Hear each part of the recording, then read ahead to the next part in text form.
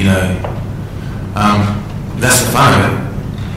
There's something that, you know, it's a lot harder to do when it works and it seems simple, and you know, the direction of the movie and the screenplay, and it seems to flow, and you feel, well, this is like the book very much. I think what Joe did is a lot harder than it looks like. And there's one example where you're talking that I thought of, which is in the character of the mother, the role Charlize Theron plays. You know, there's been rumors that, well, it's expanded and it's a whole different thing, and it's actually not.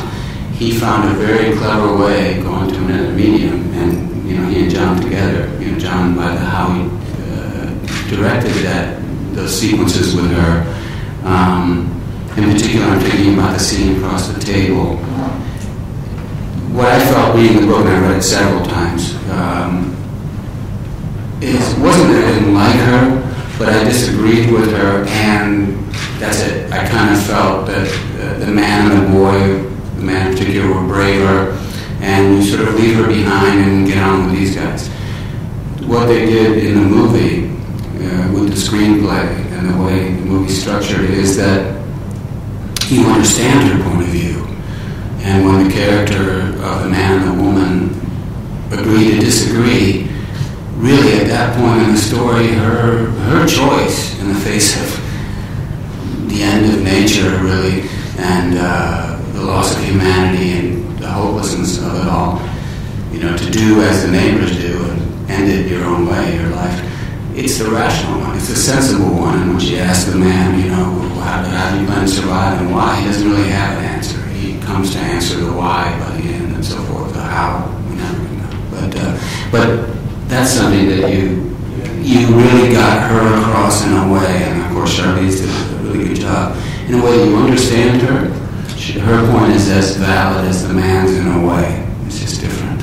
That was a big change that I made, and I wanted her to be much more sympathetic, because it makes the dilemma much harder then. In the book, she's vague and nuts, really.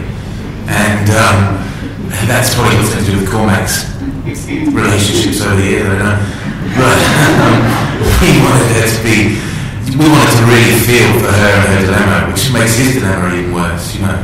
And then also, Hello, yeah, so just to add to that, I think the sort of haunted, the thing of loss for the man became much more, and having to hide that from the boy as well, you know, in his way of protecting, then it raises the stakes. It makes it even, you know, and I think that's something, you know, it was an incredibly tricky thing to maneuver for Viggo to have that loss without actually talking about it with his son. I mean, there's occasions they bring it up, but he has to carry that all the way through. So we wanted to build on that and remind us of how precious and special those things were, you know, as opposed to, so. One of the reasons why films get changed a lot from the book is because it's a very imprecise art form, and there's a lot of people involved, and it really changes it slightly, so it ends up quite sloppy. And the thing about this, I think Viggo's performance is so precise, and John's direction is so precise, and the writing had to be precise. So you end up with something that's faithful, you know. Hi, Hannah Glazer here from Canvas Story newspaper. A question for John and Viggo. Although very moving, some of the scenes were very disturbing, very sinister, and I was just wondering how you approached that with Rochelle and Cody, both of you. Well, that was my single greatest fear of just like with Viggo, we shared this, that we loved the material. Like when I first read the book, it floored me. But then I thought, how the hell are we going to find this kid? And also, how are we going to protect this kid? You know, I was thinking about shooting it in a way of where, you know, the kid would never actually see half of the stuff that we're shooting. You know, I started from that point of view, from from a very protective point of view, and we were looking at all these, and Vico and I discussed at length, you know, how we're going to work with this situation, you know, and what happened was an incredible thing. Of Cody comes from a little, his family is very special family, very close-knit family, and half of them are actors, including his father, and it was quite late in the day. You know, friends had mentioned, I've got to check out this kid in Australia, and they sent an audition piece that I never asked them to do. I actually asked the kid to do something quite neutral, just to, you know, get a sense, and they did additional scenes which included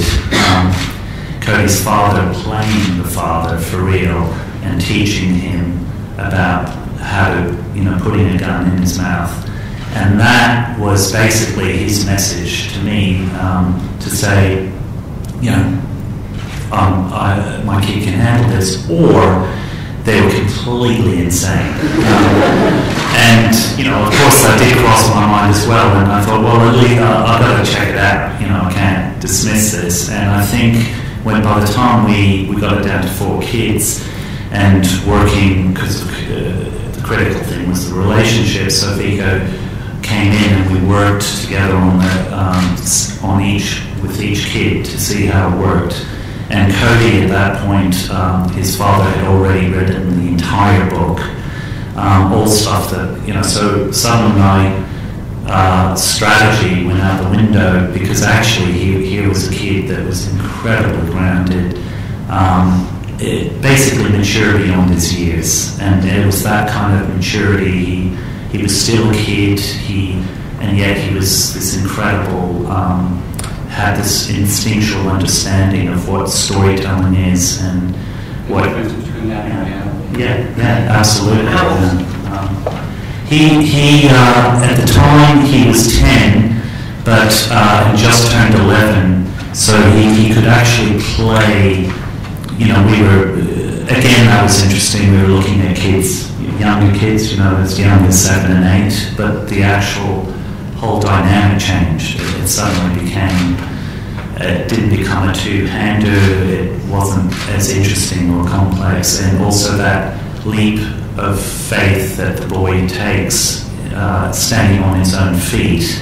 I think that was more of a stretch when you physically saw, you know, the kids, even though in the book, you know, he's younger. But there's also that transition that sort of is almost an adolescent, or in the case of a really smart kid, a pre-adolescent, that transition when you realize your parents aren't gods, which happens. It's normal, natural. Hope kids do have that happen to them, even though as a parent it can drive you crazy sometimes. But where they say, well, you say this when you say do that, and you don't. I am the one, and, you know, when he does that. That little kid, it wouldn't have, I don't know if it would have worked. A smaller one. Absolutely, yeah.